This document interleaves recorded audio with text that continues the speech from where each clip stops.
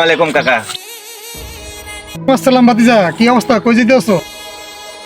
আমি তো আপনার রেট ওগাইতেছি। কি লেগে ভাতিজা? কি জন্য বুঝতেছো? ওই কাকা টোকাইতেছি যে 500 টাকার দরকার আপনারে, এই কারণে টোকাইতেছি। ভাতিজা ওই কি জানি 500 টাকা, আসলে 500 টাকা তো ভাতিজা কি জানি 500 টাকা তো চয়েস।